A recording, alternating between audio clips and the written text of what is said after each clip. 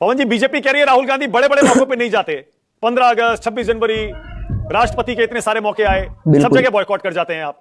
और अब बताइए, पुतिन के डिनर में नहीं बुलाया तो उसकी शिकायत कर रहे हैं। Good question. मानक जी, आपको पता है कि जब भी खड़गे साहब जो कि लीडर ऑफ ऑपोजिशन राज्यसभा में हैं, या राहुल गांधी जी जो लीडर ऑफ ऑपोजिशन लोकसभा में, जब भी इन्हें बुलाया, वो लाल किले पे बुलाया हो या किसी और स्टेट प्रोग्राम में बुलाया हो, उनको जानबूझकर बेइज्जत करने की कोशिश की जाती है। 5वीं 6ठी रो में बैठाया जाएगा, कोई बात नहीं, आप करिए। अगर वो नहीं गए तो इसका मतलब आप बुलाएंगे नहीं, आप परंपराओं को तोड़ देंगे। खैर, परंपराओं का पालन करने की उम्मीद अब इनसे रखनी बेकार है। ये वही लोग हैं जिन्होंने मुख्य चुनाव आयुक्त की सिलेक्शन प्रक्रिया में चीफ जस्टिस को हटा दिया, बाहर कर दिया। तो इनसे आप क्या उम्मीद करेंगे? ये विपक्ष के साथ संबंध इन्होंने शुरू से खराब रखे हैं, जानबूझकर खराब रखे। और आज संबंध इतने खराब हो गए मानक जी कि इन्हें लगता है कि कहीं विदेशी मेहमान के सामने इनकी पोल ना खुल जाए, कहीं कुछ बोल न दें। अरे आप संबंध ठीक रखिए ना, हम तो देश के हित की ही बात करेंगे, आपकी तरह थोड़ी है।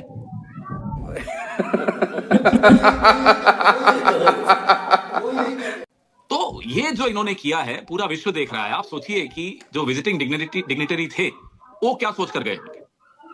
हमें कोई नुकसान नहीं है। नुकसान मोदी जी ने अपनी छवि थोड़ा बहुत जो बची है, ज्यादा नहीं बची लेकिन जितनी भी बची है, उस पर और हमला खुद मोदी जी ने बोला। ये इतने इनसिक्योर आदमी, इतना कमजोर आदमी, माफ कीजिएगा मानक जी, इतना कायर आदमी। कौन है ये लोग? कहां से आते हैं? कभी आपने देखा है?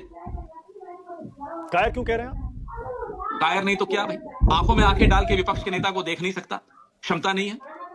एक कमरे में विपक्ष का नेता भी मौजूद हो तो ये डरते हैं। और तो राहुल गांधी तो बहुत प्रेस कॉन्फ्रेंस करते हैं भाई। कभी प्रेस कॉन्फ्रेंस अटेंड किए हैं इनकी खुद की? किए हो तो बताइए। वो आम कैसे खाते हैं, जेब में बटुआ रखते हैं, नहीं थकते क्यों हैं, वो वाली प्रेस इंटरैक्शंस की बात नहीं कर रहा। अरे मोदी जी, आप थकते क्यों नहीं हैं? ऐसी प्रेस इंटरैक्शंस की बात नहीं कर रहा मैं प्रेस कॉन्फ्रेंस की बात कर रहा हूं, जहां मानक गुप्ता को बुलाया जाए। हुआ क्या ऐसा? पवन जी, लेकिन बीजेपी के नेता जो इंस्टेंसेस बता रहे हैं उन पर स्पेसिफिक जवाब दीजिएगा। आप कह रहे हैं कि इनको जब बुलाया जाता है, अपमानित करने के लिए बुलाया जाता है, 5वीं 6ठी रो में बिठा दिया जाता है। अब बीजेपी के जो नेता हैं वो ये बता रहे हैं, इंडिपेंडेंस डे 15 अगस्त, रिपब्लिक डे 26 जनवरी, इनको बुलाया गया, नहीं गए। रामनाथ कोविंद जी का राष्ट्रपति के तौर पर जब शपथ वो ले रहे थे तब भी नहीं गए। सीपी राधाकृष्णन, अभी हाल की बात है, उनके भी शपथ ग्रहण में नहीं गए। ये क्यों नहीं गए राहुल गांधी, क्यों नहीं जाते? बता रहा हूं, 15 अगस्त और 26 जनवरी के कार्यक्रमों का ही मैंने आपको उदाहरण दिया। हमारे हॉकी के खिलाड़ी, उनके पीछे राहुल गांधी और खड़गे साहब।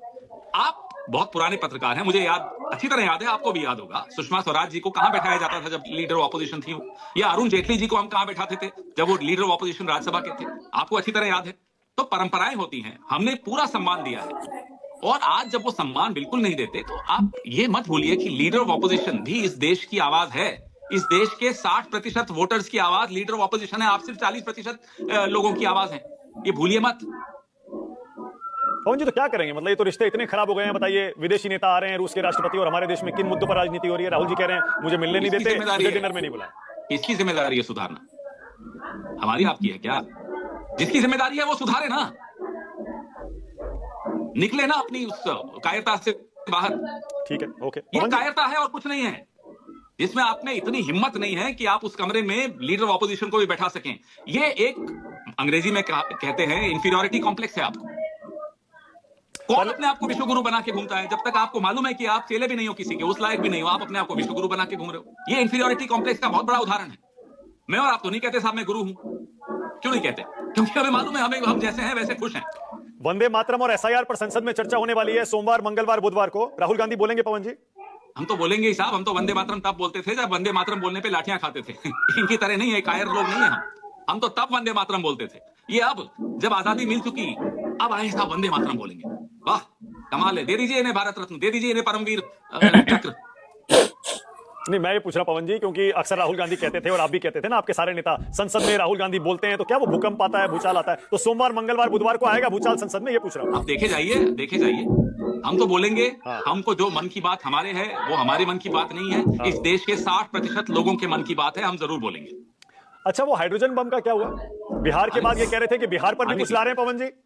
अरे साहब, बिहार पे भी आएगा, वाराणसी पर भी आएगा, और आप चलाएंगे, मुझे मालूम है, आप पर भरोसा है मुझे। Okay, alright. यानी कि अभी पवन खेड़ा, क्योंकि जो कांग्रेस के रणनीतिकार हैं, राहुल गांधी के रणनीतिकार हैं, जो क्लोज ग्रुप है, उसमें पवन खेड़ा एक इंटीग्रल पार्ट है। पवन जी बता रहे हैं कि अभी इन्वेस्टिगेशन चल रहा है, इंक्वायरी काम चल रहा है, खोद कर सबूत निकाले जा रहे हैं। वोट चोरी के सबूत बिहार में रखेंगे यानी पवन जी? ना केवल बिहार में, जो आज एसआईआर के नाम में बंगाल में हो रहा है, गुजरात में हो रहा है और अन्य राज्यों में करने की कोशिश की जा रही है, वो सब आपके सामने जरूर रखेंगे। न्यूज 24 अकेला चलाए उससे क्या होगा मैं नहीं जानता, लेकिन आप इस देश के प्रबुद्ध नागरिकों को भी जागना पड़ेगा, बुद्धिजीवी वर्ग को भी आगे आना पड़ेगा। जैसे आप लोग सब आए थे अन्ना हजारे के साथ हमारे खिलाफ, अब क्यों डरे हुए हो साहब? अब भी निकलिए।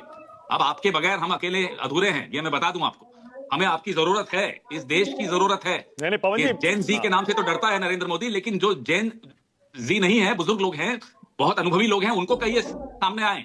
पवन जी इतनी कड़वाहट क्यों है, मैं यही पूछ रहा हूँ। नहीं रुकिए ना एक मिनट, पवन जी एक सेकंड। आपने कहा डरता है, जैसे राहुल गांधी बोलते हैं ना डरता है, आप भी वैसी भाषा यूज कर रहे हैं, क्यों हो रहा है पवन जी? इतनी कड़वाहट कहां से आ गई? भाई देखिए, डरते हैं तो बोल सकते हैं। इंग्लिश में बोलूं एक line, respect has to be commanded not demanded. ये क्या कमांड करते हैं रिस्पेक्ट? आज इनको प्रधानमंत्री पद से हटा दीजिए। चलिए मैं इनको बोलता हूं, आपको बुरा लगता है इसलिए। आज इनको प्रधानमंत्री पद से हटा दीजिए। सुनिए सुनिए, इनकी परछाई इनकी इज्जत नहीं करेगी। आज आप लिखकर ले लीजिए, ये इस काबिल नहीं है कि इनकी परछाई इनकी इज्जत कर सके, और आप चाहते हैं कि हम इनकी इज्जत करें? इज्जत कमाई है क्या इन्होंने?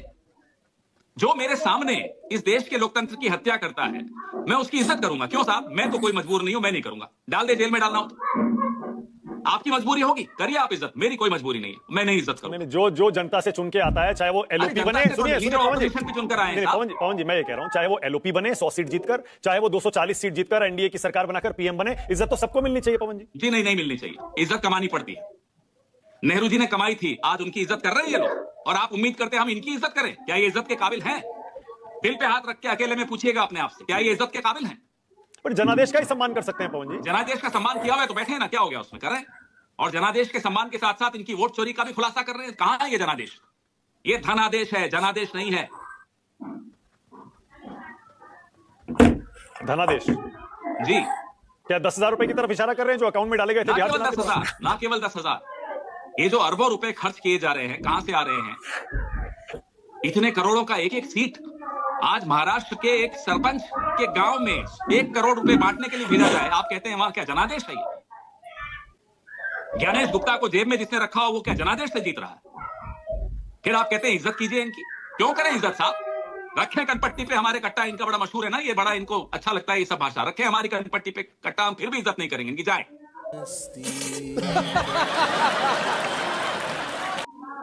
पवन जी फिर तो वही होगा, वो भी आपको क्यों बुलाएंगे? इनकी पार्टी में और लोग हैं जिनकी इज्जत करते हैं हम लोग, ऐसा नहीं है कि नहीं है। जस्ट क्योंकि वो बीजेपी में हम उनकी इज्जत नहीं करेंगे ऐसा नहीं है, लेकिन इस व्यक्ति की, माफ कीजिएगा, इज्जत करने लायक 2-4 नाम ले लीजिए पवन जी फिर आज, किन की इज्जत करते हैं बीजेपी में? वो बेचारे मुसीबत में आ जाएंगे, कल ही बाहर कर देंगे उनको।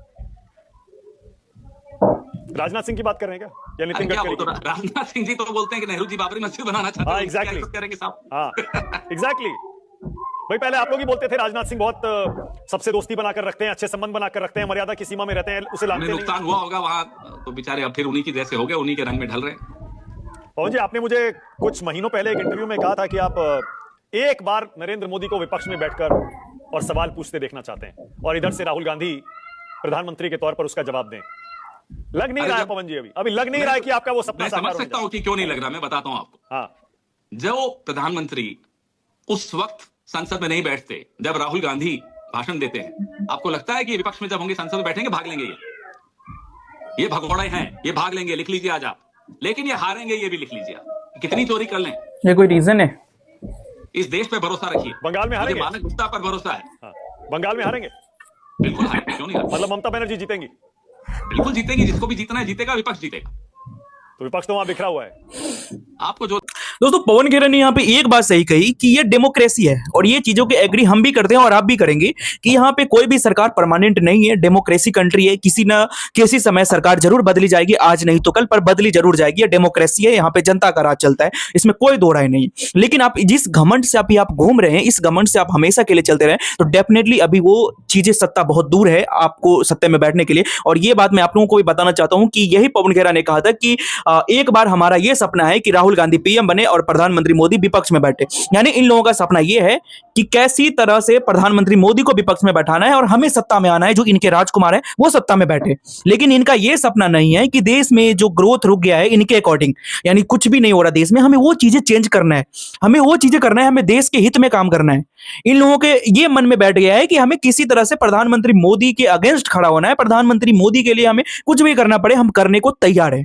इन लोगों के दिमाग में ये बैठ गया है। इसी वजह से बिहार में ये दशा हुआ है, आप लोग देखते हो, और पश्चिम बंगाल में भी इतनी दुर्गति होने वाली है ना इनकी, इसमें कोई दो राय नहीं है। पहले हरियाणा में हुआ, महाराष्ट्र में हुआ, दिल्ली में हुआ, फिर बिहार में हुआ, अब वेस्ट बंगाल में भी यही दुर्गति होने वाला है इनका। जिस तरह से ये घमंड में बातें करते हैं ना, घमंड में घूमते हैं ना, इनके एक एक नेता यानी छोटे लेवल से बड़े लेवल तक, यही सबसे बड़ा कारण है इनको डुबाने का और आरजेडी जो बिहार में उनको डुबाने का। दोस्तों बाकी आप क्या समझते हैं, कमेंट्स में जरूर बताइएगा अपनी राय, और मिलेंगे किसी जल्दी नेक्स्ट वीडियो में। तब तक के लिए बाय बाय।